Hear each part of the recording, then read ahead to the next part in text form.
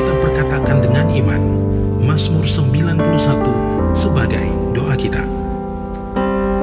Dalam lindungan Allah, orang yang duduk dalam lindungan yang maha tinggi dan bermalam dalam naungan yang maha kuasa akan berkata kepada Tuhan, tempat perlindunganku dan kubu pertahananku, Allahku yang kupercayai.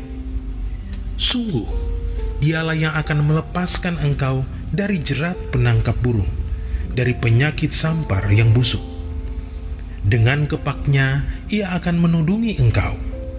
Di bawah sayapnya engkau akan berlindung. Kesetiaannya ialah perisai dan pagar tembok. Engkau tak usah takut terhadap kedahsyatan malam, terhadap panah yang terbang di waktu siang, terhadap penyakit sampar yang berjalan di dalam gelap, terhadap penyakit menular yang mengamuk di waktu petang. Walau 1.000 orang rebah di sisimu dan 10.000 di sebelah kananmu, tetapi itu tidak akan menimpamu. Engkau hanya menontonnya dengan matamu sendiri dan melihat pembalasan terhadap orang-orang fasik.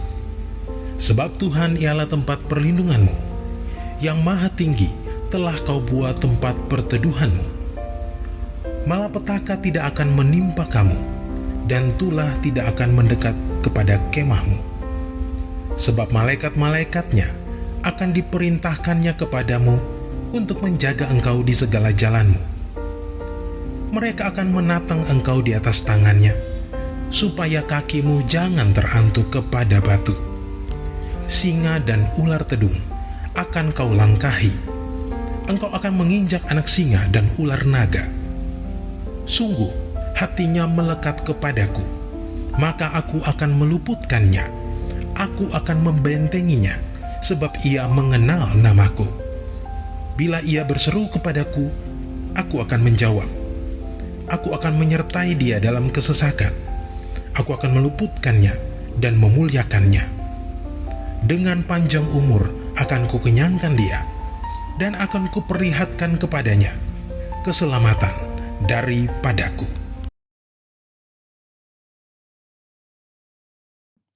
Shalom saudara, dalam Voice of Pentecost kali ini kita akan membahas tentang kualitas bukan popularitas. Bagaimana kita dapat selalu mengambil keputusan yang berintegritas dan berani menghidupinya. Pada keadaan saat ini, dengan adanya pembatasan sosial dan segala sesuatu yang dibuat serba online, integritas kita menjadi sangat diuji. Misalnya, ketika meeting online sengaja mematikan video seolah mengalami gangguan teknis, padahal untuk mengerjakan hal yang lain. Integritas tidak hanya bicara soal keselarasan antara ucapan dan perbuatan, tetapi adalah keputusan yang kita buat secara totalitas dan konsisten. Maksudnya, terus-menerus melakukan segala sesuatu berdasarkan prinsip kebenaran, sekalipun keputusan tersebut berbeda dengan konsep yang dianggap lazim oleh dunia. Bahkan jika keputusan tersebut terlihat merugikan untuk kita. Seperti yang diajarkan oleh Tuhan Yesus dalam Matius 5 ayat 37, jika ya, hendaklah kamu katakan ya. Jika tidak, hendaklah kamu katakan tidak. Apa yang lebih daripada itu berasal dari si jahat. Kita harus selalu berhikmat serta siap untuk berpegang teguh pada prinsip kebenaran. Saudara mungkin pernah menghadapi situasi yang memaksa saudara melakukan sesuatu yang tidak benar, baik di pekerjaan, bahkan di pelayanan atau hubungan sosial, entah karena diminta atasan atau orang yang kita kasihi. Tapi justru pada situasi seperti inilah kita dapat menerapkan ajaran Kristus untuk memiliki keberanian dan hikmat untuk berkata tidak, sekalipun dengan berbagai resiko yang harus kita hadapi. Jika kita berkompromi satu kali saja, kita akan diminta berkompromi lagi di lain kesempatan. Lambat laun, kita akan menjadi terbiasa dan pada akhirnya tidak merasa lagi bahwa perbuatan tersebut salah. Setiap hari, kita dihadapkan oleh pilihan demi pilihan, tidak terkecuali tantangan dan godaan yang menguji ketaatan kita kepada Tuhan. Apa yang harus kita lakukan ketika tantangan atau godaan itu datang? Yang pertama, tidak larut dengan dunia. Di zaman postmodern ini, toleransi dibuat mengarah kepada kompromi yang berbeda dengan kebenaran Alkitab. Orang yang toleran selalu dianggap berpikiran luas, bebas, dan humanis, sehingga orang percaya yang berani berdiri teguh dalam mempertahankan kebenaran firman Tuhan dalam kehidupan sehari-hari semakin berkurang. Kompromi pun sudah dianggap biasa di kalangan gereja, yang dulu menekankan pentingnya ketaatan pada firman Tuhan. Keadaan ini mengingatkan akan kisah Daniel, seorang pemuda Israel yang mengalami pembuangan saat Yerusalem ditaklukkan oleh Babel. Pada saat itu, Raja Babel membawa Daniel dan orang-orang terbaik lainnya untuk diajar ilmu pengetahuan dan dibentuk karakternya. Mereka sangat diistimewakan dengan harapan orang-orang tersebut akan loyal kepada Babel. Namun, walaupun mendapatkan kehidupan yang enak dan masa depan yang cerah, Daniel tetap memilih untuk menjalankan perintah Tuhan. Dia tidak memakan makanan raja yang tidak sesuai dengan hukum Taurat. Daniel sadar, sebagai anak Tuhan, ia harus tetap taat, walaupun hidup di tengah bangsa yang tidak mengenal Tuhan. Yang kedua, tidak malu menghidupi kebenaran. Hidup dalam kebenaran adalah hidup tanpa kepalsuan, hidup dengan jujur. Yesus adalah kebenaran. Sebagai pengikut Kristus, kita harus memperkatakan dan mempraktekkan kebenaran dalam hidup. Orang menganggap perintah-perintah yang diberikan Yesus terlalu kaku dan tidak relevan pada zaman ini. Padahal memang kebenaran tidak bergantung pada perasaan, pengalaman, atau penafsiran yang bersifat subjektif. Kebenaran Allah adalah benar tanpa pengecualian. Orang Kristen yang sejati akan melihat integritas dirinya sebagai suatu harga diri terpenting. Kita tidak perlu merasa takut berpihak kepada kebenaran. Alkitab berkata pada 1 Petrus 4 ayat 16, jika ia menderita sebagai orang Kristen, maka janganlah ia malu, melainkan hendaklah ia memuliakan Allah dalam nama Kristus itu. Biarlah kita tetap mempertahankan kebenaran dan memuji Tuhan. Yang ketiga, hidup seperti Yesus hidup. Yesus adalah kebenaran. Untuk dapat hidup secara benar, maka kita harus hidup dalam Yesus. 1 Yohanes 2 ayat 5-6 berkata, tetapi barang siapa menuruti firman-Nya, di dalam orang itu sungguh sudah sempurna kasih Allah. Dengan itulah kita ketahui bahwa kita ada di dalam Dia. Barang siapa mengatakan bahwa ia ada di dalam Dia, ia wajib hidup sama seperti Kristus telah hidup. Hidup menjadi sama seperti Kristus merupakan kehendak Bapa. Yesus menjelaskan lebih lanjut dalam Matius 5 ayat 48. Karena itu haruslah kamu sempurna, sama seperti Bapamu yang di surga adalah sempurna. Jika kita berkata hidup dalam Bapa, kita menjadikan Yesus sebagai Tuhan dan Juru Selamat di dalam hidup ini. Dan kita wajib hidup sama seperti Yesus telah hidup. Mari kita minta pertolongan Roh Kudus untuk memimpin hidup kita pada zaman sekarang. Kita harus menyadari bahwa kita adalah anak Tuhan, maka kita harus hidup sesuai dengan firman Tuhan. Seperti Kristus taat mengerjakan apa yang ditetapkan oleh Bapanya. Itulah yang menjadi kunci keberhasilan Kristus. Seringkali kita berpikir bahwa hidup sama seperti Kristus menjadikan hidup kita terkekang dan menderita. Padahal, jika kamu tetap dalam firman-Ku, kamu benar-benar adalah murid-Ku. Dan kamu akan mengetahui kebenaran. Dan kebenaran itu akan memerdekakan kamu. Seperti tertulis di Yohanes 8 ayat 31-32. Itulah sebabnya, selama di bumi, Yesus tidak pernah menyia-nyiakan kesempatan yang ada. Fokus hidupnya terpusat hanya untuk melakukan kehendak Bapa. Jadi, jika kita mengikuti teladan Yesus, kita akan hidup seperti Dia. Ketika dunia menawarkan kita untuk jadi serupa sepertinya, kita harus berani mengambil keputusan yang berintegritas, yaitu dengan berkata tidak. Tidak larut dalam dunia, tidak malu menghidupi kebenaran, dan yang terutama, hidup seperti Yesus telah hidup. Mari kita menjadi orang percaya yang berintegritas penuh di tengah dunia pada zaman ini. Untuk penjelasan lebih lengkapnya dari tim teologi kami, silahkan buka link yang ada di atas atau scan QR Code yang tersedia. Salam integritas, Tuhan Yesus memberkati.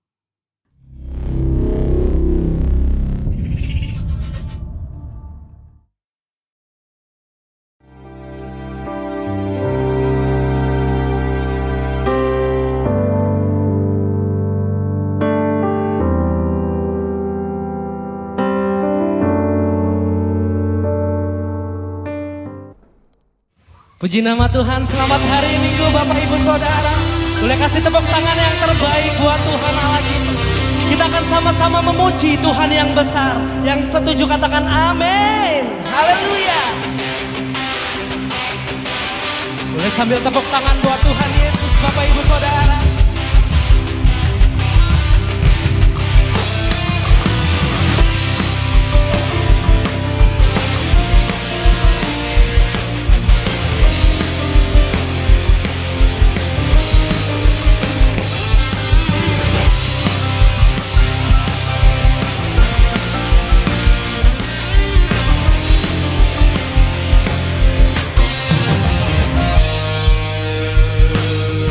Tuhan Maha besar dan sangat terpuji, Dia lebih dahsyat dari segala Allah.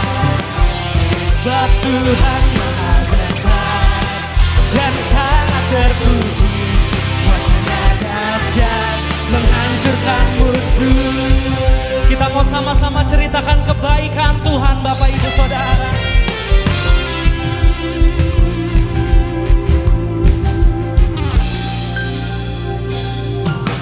Ceritakanlah kemuliaannya di antara segala bangsa, dan perbuatannya yang sungguh ajaib di antara suku bangsa. Yang di rumah-rumah ceritakan kebaikan Tuhan.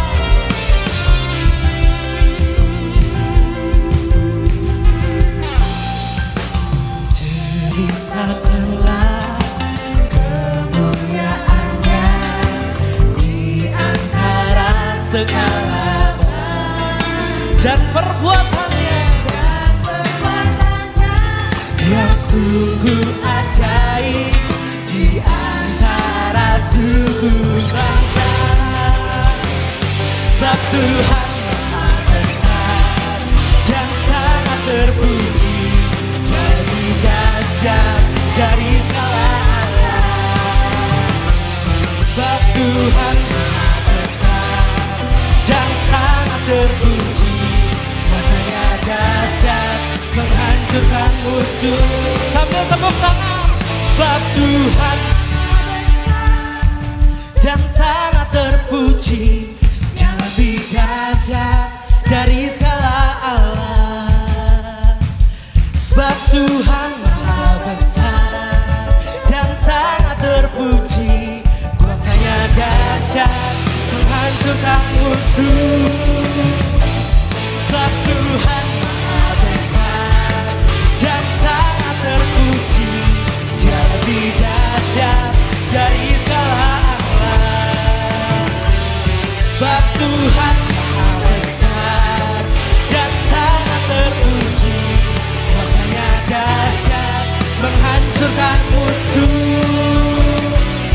Kuasanya dahsyat, dahsyat, dahsyat, dahsyat, dahsyat, dahsyat, dahsyat, menghancurkan musuh. Yang setuju Tuhan kita dahsyat, katakan amin. Haleluya.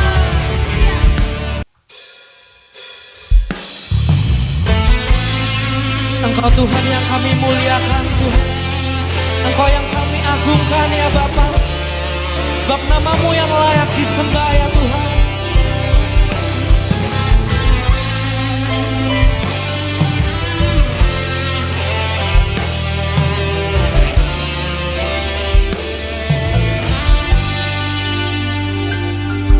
Ku hendak bersyukur pada Tuhan karena keadilan-Nya,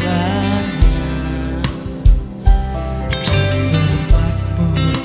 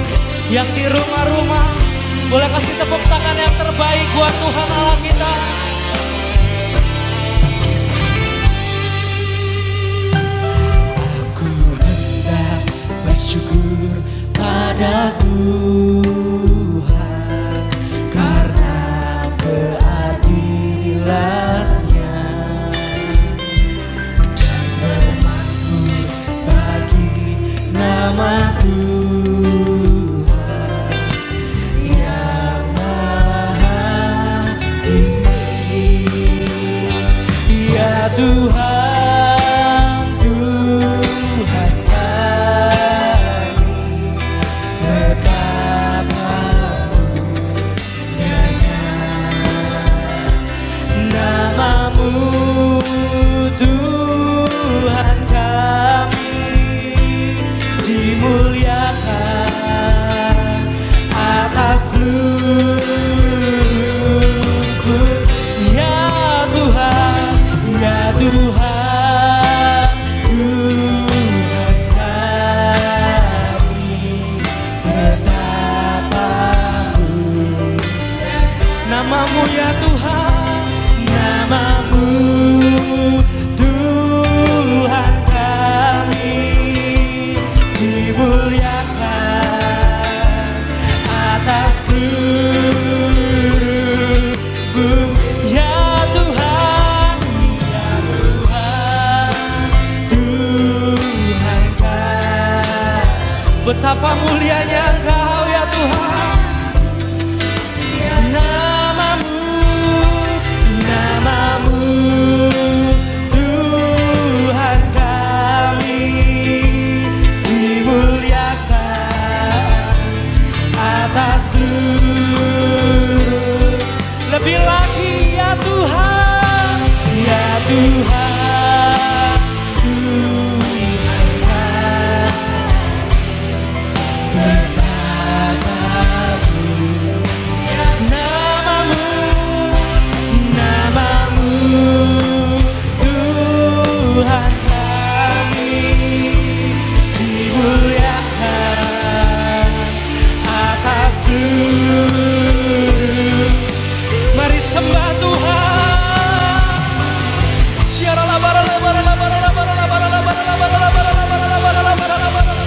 Kami sembah Engkau Tuhan, kami sembah Engkau ya Tuhan.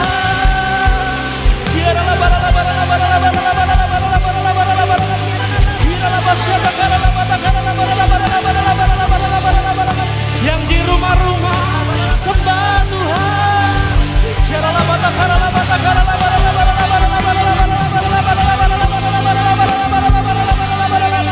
Mulai berdoa dalam roh Bapak Ibu Saudara, berdoa dalam roh.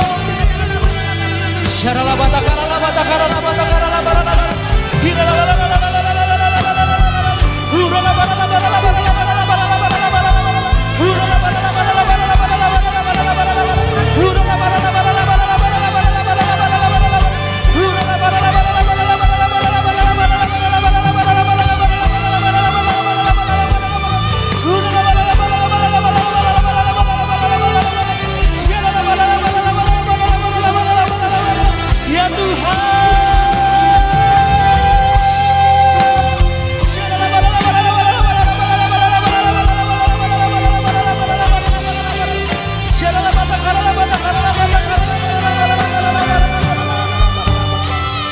Mari sambil angkat tangan tinggi. Ya Tuhan, Tuhan kami, betapa mulia namamu, namamu Tuhan kami, dimuliakan atas seluruh. Saudara dengan singer katakan, ya Tuhan.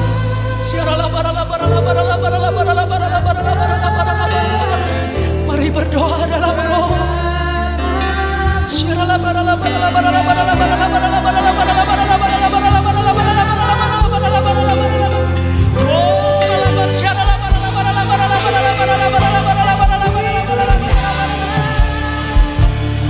Atas seluruh bumi. Mari sambil angkat tangan tinggi Bapak Ibu Saudara. Ya Tuhan, Tuhan kami,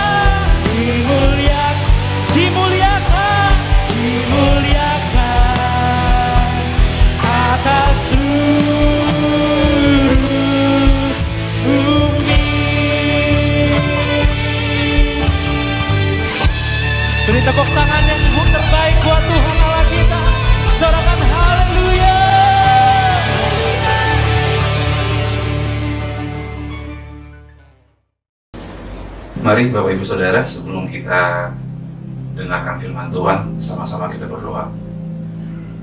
Tuhan, saya percaya bahwa firman-Mu berkuasa. Saya percaya bahwa firman-Mu dapat merubah seluruh kehidupan kami. Saya percaya bahwa firman-Mu ya dan amin. Sebab firman ini adalah Engkau sendiri. Kami siap untuk menerimanya di dalam nama Tuhan Yesus. Amin. Shalom Bapak Ibu Saudara, Shalom Gereja Tuhan. Satu kehormatan saya bisa menyampaikan firman Tuhan untuk Bapak Ibu Saudara di ibadah online saat ini. Dimanapun Bapak Ibu Saudara berada, saya percaya bahwa kita semua dalam keadaan yang baik. Dan mari siapkan hati kita untuk mendengarkan apa yang menjadi pesan Tuhan. Mari sama-sama kita buka di dalam surat Yakobus pasal yang pertama, di ayat yang ke-12, berkata bahwa berbahagialah orang yang bertahan dalam pencobaan, sebab apabila ia sudah tahan uji, ia akan menerima mahkota kehidupan yang dijanjikan Allah kepada barang siapa yang mengasihi Dia. Sekali lagi, Bapak Ibu Saudara, di dalam surat Yakobus pasal yang pertama ayat yang ke-12 mengatakan, berbahagialah orang yang bertahan dalam pencobaan, sebab apabila ia sudah tahan uji, ia akan menerima mahkota kehidupan yang dijanjikan Allah kepada barang siapa yang mengasihi Dia. Khotbah saya hari ini, kalau Bapak Ibu Saudara suka atau senang dengan tema khotbah, khotbah saya kasih tema dengan satu buah pertanyaan, yaitu mau fokus kepada fakta atau fokus kepada janji Allah? Pilihan ada di Bapak Ibu semua. Kenapa saya ambil tema ini? Karena kita tahu bahwa 1 tahun lebih kita ada di dalam masa pandemi COVID-19. Dan begitu banyak hal yang sudah kita lewati. Begitu banyak fakta demi fakta yang menyedihkan yang kita lewati, Bapak Ibu Saudara. Kita melihat orang-orang terkasih dipanggil Tuhan lebih dulu. Kita melihat bahwa hal ini, pandemi ini membuat hubungan keluarga, hubungan anak dan orang tua, hubungan orang tua dan anak, hubungan suami istri tergoncangkan, mengalami banyak hal di dalam keluarga. Bahkan kita bisa melihat betapa banyaknya orang yang kehilangan pekerjaan karena di PHK. Fakta-fakta ini tentunya menjadi hal yang sangat menakutkan buat kita sebagai manusia, dan terlepas kita sebagai anak-anak Tuhan tentunya. Karena begitu banyak hal, begitu banyak kejadian yang kita lihat, bagaimana kita pun, banyak anak-anak Tuhan yang gugur imannya. Mereka tidak sanggup bertahan, mereka tidak sanggup untuk fokus kepada janji Allah. Mereka lebih memilih fokus kepada fakta demi fakta yang terjadi. Sehingga banyak sekali kita melihat anak-anak Tuhan yang akhirnya hilang kepercayaannya kepada janji Allah. Hilang iman kepercayaannya kepada Tuhan. Lebih mirisnya lagi, bahwa sampai mereka nekat untuk menghabisi nyawanya. Wow, suatu hal yang sangat menyedihkan kalau kita melihat bagaimana banyak anak-anak Tuhan yang kalah di dalam pertandingan iman untuk mencapai janji Tuhan itu. Satu hal, karena mereka lebih memilih fokus kepada fakta yang sedang terjadi. Mungkin Bapak Ibu lupa bahwa di balik fakta yang menyakitkan, ada satu hal, ada satu fakta yang saya mau katakan yang lebih bisa membangun iman kita, yaitu fakta di mana Tuhan Yesus tidak pernah meninggalkan Bapak, Ibu, Saudara, dan saya sedetik pun. Di musim-musim hidup kita, waktu sakit maupun sehat, suka maupun duka, Tuhan ada di sana. Harusnya kita lebih memilih fokus kepada janji Tuhan. Sebab janji Tuhan ya dan amin. Sebab janji Tuhan tidak pernah gagal dalam hidup kita, dalam hidup Bapak, Ibu, Saudara, dan saya. Janjinya, Dia Allah yang berjanji dan selalu menepatinya. Saya ajak Bapak, Ibu, Saudara melihat ada beberapa tokoh di Alkitab yang mungkin bisa menjadi perbandingan untuk Bapak, Ibu, Saudara, dan saya. Bagaimana kita melihat di dalam Alkitab ada Abraham di sana. Bapak Ibu bisa baca di dalam Roma 4 ayat 19. Bagaimana Abraham tetap percaya kepada janji Allah, sekalipun faktanya berbanding terbalik. Bapak Ibu Saudara sudah tahu bahwa Tuhan menjanjikan Abraham sebagai bapa atas segala bangsa, bapa dari segala orang beriman. Tuhan berjanji keturunannya seperti bintang di langit. Tapi tahukah fakta yang terjadi? Sarah saat itu dikatakan mandul. Wow, mandul Bapak Ibu Saudara. Dan saat itu usia Abraham dan Sarah tidak muda lagi. Ini satu fakta yang seharusnya bisa menggoncangkan iman percayanya Abraham kepada Allah. Tapi Abraham memilih untuk percaya. Apa yang bisa kita lihat lagi? Yusuf, wow, dia menerima janji Allah di usia yang masih muda. Namun, tahukah Bapak Ibu Saudara bisa baca di Kejadian 37, untuk mencapai janji Allah itu, Yusuf melewati fakta demi fakta kenyataan hidup yang menyedihkan, yang menyakitkan. Dia harus melewati sumur. Dia harus melewati bagaimana rasanya dijual. Dia harus melewati bagaimana rasanya dikhianati, ditipu. Dia harus melewati bagaimana rasanya masuk ke dalam penjara. Kalau kita lihat fakta-fakta ini sepertinya berbanding terbalik dengan janji Allah. Ya, seperti itulah Tuhan. Rencana Tuhan buat kita cantik, Bapak Ibu Saudara.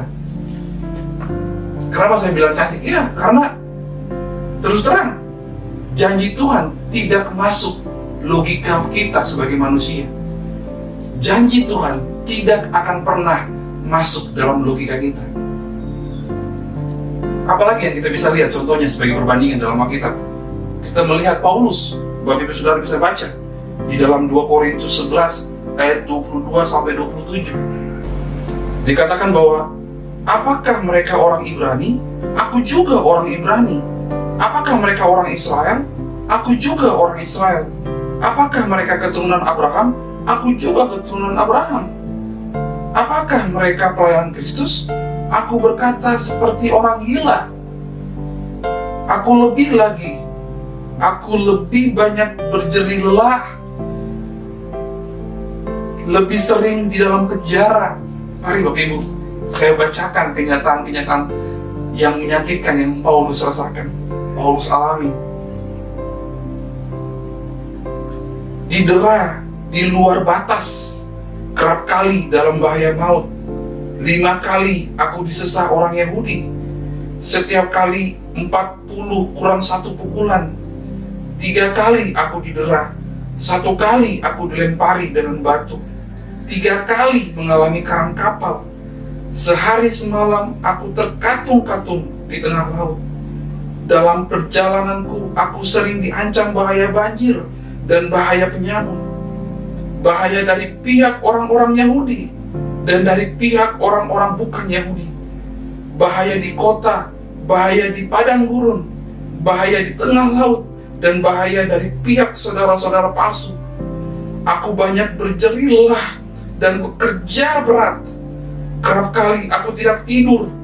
Aku lapar dan dahaga. Kerap kali aku berpuasa, kedinginan, dan tanpa pakaian.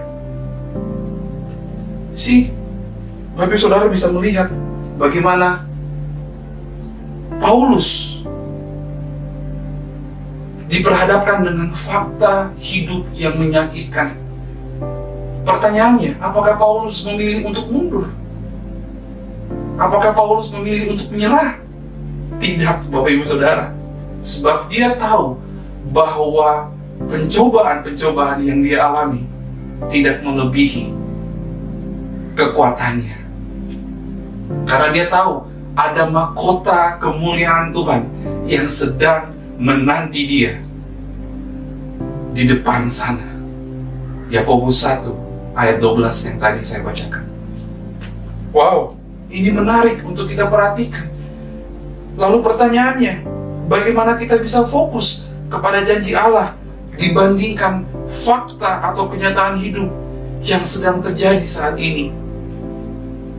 Mungkin di antara Bapak Ibu Saudara bertanya seperti itu. Mari saya mau katakan satu hal simple, Bapak Ibu Saudara. Satu kata untuk menjawab pertanyaan tersebut, yaitu hubungan. Yes, hubungan yang intim dengan Tuhan. Itulah yang membuat Abraham bisa tetap fokus kepada janji Allah. Bukankah kekristenan berbicara soal hubungan? Yesus datang, Allah mempersembahkan Kristus sebagai korban yang hidup di kayu salib untuk menebus dosa-dosa kita. Karena apa? Karena dia mencintai kita, dia mengasihi kita. Itulah hubungan. Itulah arti sebuah hubungan. Ada pengorbanan, sacrifice yang harus dilakukan.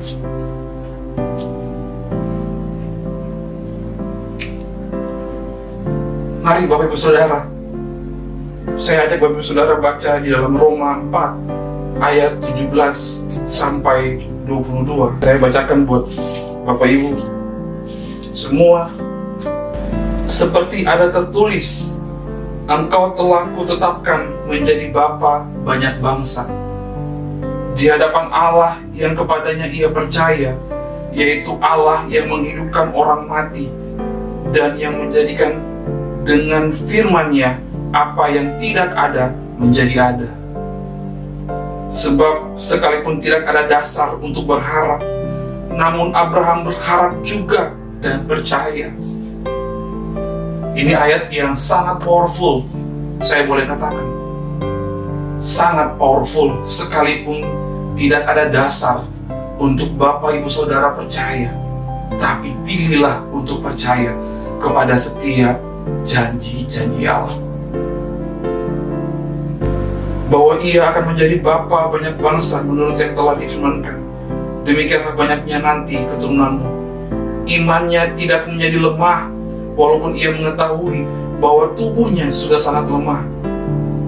Karena usianya telah kira-kira 100 tahun dan bahwa rahim Sarah telah tertutup. Wow.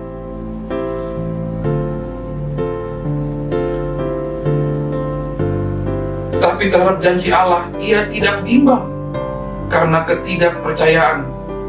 Malah ia diperkuat dalam imannya dan ia memuliakan Allah. Sekali lagi saya ulang Bapak Ibu Saudara, di ayat yang ke-20 mengatakan, tetapi terhadap janji Allah, garis bawahi ini, ia tidak bimbang karena ketidakpercayaan. Malah ia diperkuat dalam imannya dan ia memuliakan Allah. Wow, luar biasa Bapak Ibu Saudara. Saya berdoa kita memiliki iman yang sungguh. Kita memiliki kepercayaan terhadap janji Allah yang kuat seperti Abraham. Ayat yang ke-21, dengan penuh keyakinan bahwa Allah berkuasa untuk melaksanakan apa yang telah Ia janjikan. Allah berkuasa terhadap apa yang Ia telah janjikan. Lalu bagaimana mungkin kita bisa gagal di tengah perjalanan untuk mengenapi panggilan Tuhan, untuk mengenapi janji Tuhan itu? Wah, kata-kata ini, yaitu hal ini diperhitungkan kepadanya, tidak ditulis untuk Abraham saja, tetapi ditulis juga untuk kita, sebab kepada kita pun Allah memperhitungkannya, karena kita percaya kepada Dia yang telah membangkitkan Yesus Tuhan kita dari antara orang mati, yaitu Yesus yang telah diserahkan karena pelanggaran kita dan dibangkitkan karena pembenaran kita. Mari Bapak Ibu Saudara, saya mau katakan bahwa tetap percaya kepada janji Allah. Sekalipun tidak ada dasar untuk percaya, tetaplah percaya. Bangun hubunganmu yang intim dengan Tuhan. Hanya itulah satu-satunya jalan untuk kita mampu bertahan menghadapi setiap fakta-fakta yang menyedihkan yang kita alami, yang terjadi di sekeliling kita. Fakta boleh memvonis engkau tidak akan sembuh dari penyakitmu, tapi janji Allah, Dia dokter di atas segala dokter yang sanggup menyembuhkan seluruh penyakitmu. Katakan amin. Ya, yes. Fakta boleh menunjukkan bahwa engkau adalah manusia yang gagal. Mungkin sekolahmu tidak sampai universitas, engkau hanya sampai di mungkin tingkat SMP. Tapi janji Tuhan, Ia akan menjadikan engkau kepala dan bukan ekor. Dia akan mengangkat engkau semakin tinggi dan tidak turun. Itu janji Allah kepada setiap anak-anaknya yang mau percaya kepadanya, yang mau menyerahkan seluruh kehidupannya untuk Tuhan. Wow. Lalu di dalam Roma 4 ayat 22, di dalam terjemahan bahasa Indonesia masa kini dikatakan begini Bapak Ibu Saudara. Dikatakan hal itu membuat Abraham menjadi orang yang menyenangkan hati Allah. Menyenangkan hati Allah. Karena Abraham mau tetap percaya kepada Tuhan sekalipun faktanya tidak berpihak kepada dia. Itu dikatakan bahwa membuat Abraham menjadi orang yang menyenangkan hati Allah. Bapak Ibu mau menjadi orang yang menyenangkan hati Allah? Mari percaya kepada setiap janji-janji Allah. Katakan amin. Yes. Poin yang kedua yang saya mau sampaikan di dalam Roma 8 ayat 5 sampai 8. Roma 8 ayat 5 sampai 8. Saya bacakan buat Bapak Ibu Saudara. Saya pakai bahasa Indonesia masa kini. Saya bacakan buat Bapak Ibu Saudara. Orang-orang yang hidup menurut tabiat manusia terus memikirkan apa yang diinginkan oleh tabiat manusia. Tetapi orang-orang yang hidup menurut Roh Allah terus memikirkan apa yang diinginkan oleh Roh Allah. Tentunya poin yang pertama relate, berhubungan dengan poin yang kedua. Bagaimana kita bisa begini? Waktu kita memiliki hubungan yang intim dengan Tuhan, otomatis pikiran kita selaras dengan pikirannya Tuhan. Otomatis apa yang Tuhan pikirkan, itu pun yang kita pikirkan. Kalau ada suami istri yang sedang menonton khotbah ini, saya mau bilang bahwa di dalam hubungan suami istri ada suatu ikatan batin yang hanya mereka saja yang tahu. Ada bahasa-bahasa tubuh yang waktu si suami buat ini, si istri sudah tahu, oh iya, suami saya perlu ini, suami saya inginkan ini. Begitupun sebaliknya. Ada suatu hal, gerakan tubuh tertentu yang hanya mereka berdua yang tahu. Karena apa? Ada hubungan yang intim. Hubungan yang intim membuat pola pikir kita dengan Tuhan bisa selaras. Makanya di dalam Roma 8 ayat 5 sampai 8 terjemahan bahasa Indonesia masa kini mengatakan orang-orang yang hidup menurut tabiat manusia terus memikirkan apa yang diinginkan oleh tabiat manusia. Tetapi orang-orang yang hidup menurut Roh Allah terus memikirkan apa yang diinginkan oleh Roh Allah. Wow, hubungan kita yang intim dengan Tuhan akan membawa pola pikir kita, keputusan-keputusan yang kita ambil selaras dengan Tuhan. Ayat yang ke-6, kalau pikiranmu dikuasai oleh tabiat manusia, maka akibatnya kematian. Wow, fatal, Bapak Ibu Saudara. Ya, kita tahu bahwa kematian berbicara banyak hal. Tapi saya tidak mau bahas soal itu. Kita lanjut. Tetapi kalau pikiranmu dikuasai oleh Roh Allah, dengar ini, maka akibatnya ialah hidup dan kedamaian dengan Allah. Wow, luar biasa bukan? Kalau pikiran kita dikuasai oleh Roh Allah, maka akibatnya ialah hidup dan kedamaian dengan Allah. Kita tidak khawatir dengan fakta-fakta yang terjadi.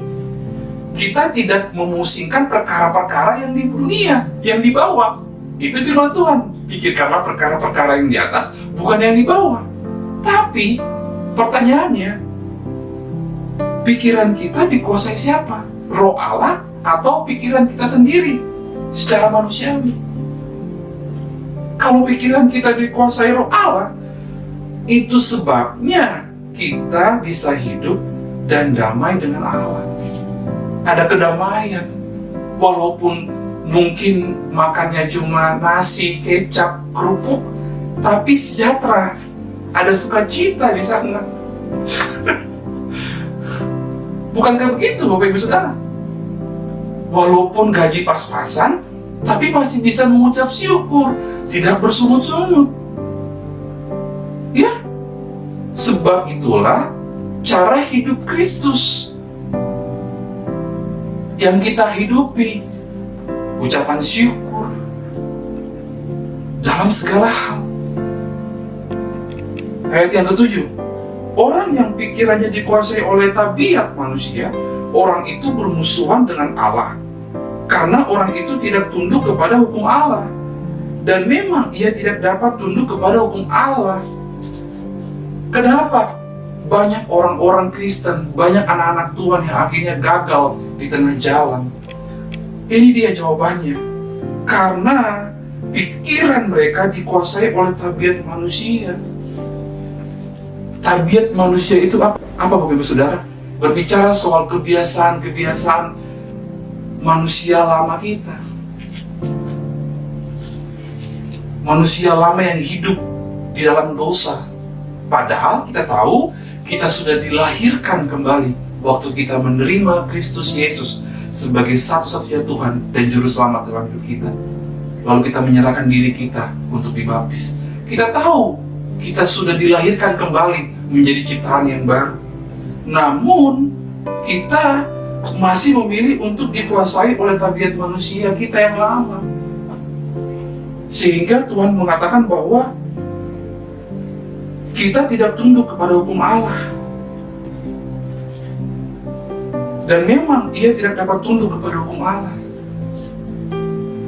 Mari Bapak Ibu Saudara, biarlah firman Tuhan ini bisa menjadi refleksi buat kita semua. Kita bisa mengoreksi diri kita masing-masing. Lalu ayat yang ke-8, orang-orang yang hidup menurut tabiat manusia tidak dapat menyenangkan Allah. Nah, ini dia. Dengar saya lagi, saya tekankan buat Bapak Ibu Saudara bahwa orang-orang yang hidup menurut tabiat manusia tidak dapat menyenangkan hati Allah. Mereka yang masih hidup dengan pola hidup atau tabiat hidupnya yang lama, manusia yang lama, dia tidak dapat menyenangkan hati Allah. Karena tentunya pikirannya tidak selaras dengan pikirannya Allah. Setiap keputusan yang diambilnya bukan daripada Tuhan. Oleh sebab itu, Paulus menekankan bahwa mereka tidak bisa menyenangkan hati Allah. analogi yang simpel yang bisa saya gambarkan seperti seorang penonton yang menonton suatu film, dan si penonton ini sepertinya sudah tahu alur cerita dari film tersebut, sehingga dia dengan mudah menebak setiap adegan demi adegan dari dalam film tersebut. Seperti itulah gambaran Abraham terhadap janji Tuhan atas dirinya. Ada satu chemistry, ada satu hubungan yang intim, sehingga Abraham mengetahui, sepertinya sudah tahu pola pikir dari Allah. Untuk itu dia memilih untuk terus percaya dan memegang janji Allah daripada fokus kepada fakta yang dia alami. Mari Bapak Ibu Saudara, kita sama-sama renungkan dua poin ini. Hubungan yang intim akan membuat pikiran kita, pola pikir kita selaras dengan pola pikirnya Allah, sejalan dengan pola pikirnya Allah. Saya akan tutup khotbah saya dengan satu kesaksian yang luar biasa dari wanita kulit hitam yang kesaksiannya menggemparkan dunia pada saat itu. Saya akan bacakan kesaksian ini. Dia memulai kesaksiannya dengan mengatakan, "Saya adalah anak haram. Ibuku bisu, tuli dan sangat miskin. Suatu hari ibuku diperkosa hingga hamil. Saya lahir tanpa pernah kenal siapa ayah saya. Karena menanggung malu, ibuku melahirkanku di kebun yang sepi tanpa bidan. Yang menolong ibuku melahirkanku adalah seorang ibu tua pemilik kebun. Kami hidup sangat miskin, hingga dalam umur yang masih sangat muda, aku terpaksa bekerja keras untuk mencari sesuap nasi untukku dan ibuku, karena saat itu ibuku sakit stroke. Aku bekerja sebagai buruh kasar di perkebunan kapas.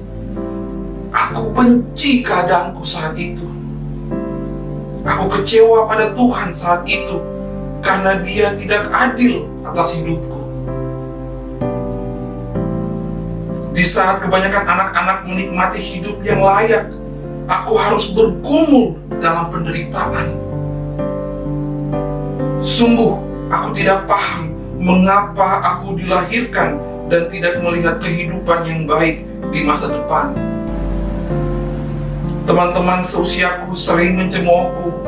Mereka memanggilku si anak haram. Dan mereka tidak mau berteman denganku. Suatu hari, aku bertemu dengan seorang pendeta. Beliau berkata kepadaku, "Azi."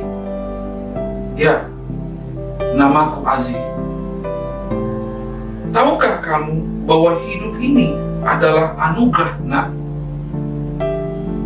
Tuhan memberikan kamu kebebasan untuk memilih, mau tetap mengeluh seperti ini atau bangkit dari kemiskinan. Pilihan itu ada di tanganmu, nak. Perlu kamu ketahui, rencana Tuhan atasmu bukan rencana kecelakaan, melainkan hari depan yang penuh dengan harapan. Selama bisa memilih, maka pilihlah pilihan yang terbaik." Nadanya lirih, penuh dengan makna. Kata-kata pendeta itu membangkitkan semangatku untuk berdiri tegak. Dan doa ibu membuatku kuat menghadapi tantangan hidup. Akhirnya, aku memilih keluar dari rasa kecewa dan tidak berguna ini. Singkat cerita, aku mulai bekerja dengan giat untuk membiayai sekolah dan kehidupan ibuku. Berkat doa ibuku serta kerja keras yang ulet, akhirnya Tuhan memberkati aku dengan melimpah. Aku meraih kesuksesan. Tahukah kamu siapakah aku? Aku adalah Ozzie Taylor Martin, Menteri Keuangan Amerika Serikat pada zaman Presiden Jimmy Carter. Bapak Ibu Saudara bisa lihat bagaimana kesaksian hidup Ozzie yang sangat menginspirasi, yang bisa kita ambil sebagai pelajaran bagaimana janji Tuhan lebih atau harus kita fokuskan, lebih kita fokuskan daripada kenyataan hidup yang mungkin secara mata jasmani itu sangat menyakitkan. Tapi ingatlah, perjuanganmu, usahamu untuk terus bertahan, untuk terus fokus kepada janji Allah, di depannya engkau akan menerima mahkota kemuliaan yang Tuhan akan berikan kepadamu atas jerih payahmu.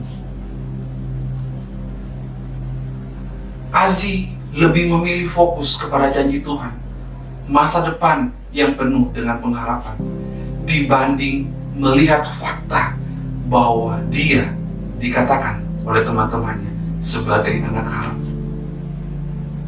Bisa saja Ozzie memilih untuk menyerah di tengah jalan, tapi itu bukan pilihan yang dia ambil. Yang dia ambil adalah tetap berpegang teguh atas janji Tuhan yang dikatakan oleh pendeta tersebut kepadanya. Mari Bapak Ibu Saudara, sama-sama kita refleksikan diri kita. Sama-sama kita merenungkan firman ini. Sejauh mana kita mau terus bertahan sampai di garis akhir untuk mendapatkan, menggenapi setiap janji-janji Tuhan. Saya berdoa saat ini, setiap Bapak Ibu Saudara yang menyaksikan khotbah saya hari ini, engkau diberikan kekuatan untuk terus bertahan, engkau diberikan kekuatan untuk terus berjalan, fokus kepada janji Tuhan. Ingat, firman Tuhan mengatakan, orang benar tidak akan dibiarkannya jatuh dan tergeletak. Pertolongan Tuhan tepat pada waktunya, selalu ada bagi setiap kita yang terus berharap kepadanya. Yang percaya sama-sama katakan amin. Yes, luar biasa. Satu firman untuk menutup khotbah saya hari ini, sama-sama kita buka di dalam Roma 8 ayat yang ke-17. Roma 8 ayat yang ke-17, Bapak Ibu Saudara. Sama-sama kita buka dan saya akan bacakan buat Bapak Ibu Saudara. Roma 8 ayat 17 mengatakan, dan jika kita adalah anak, maka kita juga adalah ahli waris. Maksudnya, orang-orang yang berhak menerima janji-janji Allah, yang akan menerimanya bersama-sama dengan Kristus, yaitu jika kita menderita bersama-sama dengan Dia, supaya kita juga dipermuliakan bersama-sama dengan Dia. Katakan amin. Tuhan Yesus memberkati. Mari sama-sama kita berdoa untuk menutup khotbah saya saat ini. Di dalam nama Tuhan Yesus, hamba percaya bahwa ini hal yang Tuhan ingin sampaikan melalui bibir mulut hamba-Mu kepada setiap mereka yang menyaksikan khotbah hari ini. Saya percaya bahwa firman-Mu berkuasa dan sanggup merubah, memberikan kekuatan, memberikan tenaga, memberikan daya tahan yang kuat untuk kami tetap bertahan sampai garis akhir, sehingga janji-janji Tuhan itu tergenapi dalam hidup kami. Kami percaya, kami tahu bahwa Engkau Allah, ya dan amin. Sedikit pun Engkau tidak pernah lalai untuk menepati janji-janji-Mu untuk kami. Seringkali hanya kami yang tidak mampu bertahan untuk sampai di garis akhir. Tapi saat ini hamba berdoa untuk setiap kami, biarlah kekuatan itu Tuhan limpahkan buat kami. hingga garis akhir kami menerima mahkota kemuliaan yang Tuhan janjikan untuk anak-anaknya. Di dalam nama Tuhan Yesus, meteraikan firman ini untuk setiap kami yang mendengarkannya. Haleluya. Amin.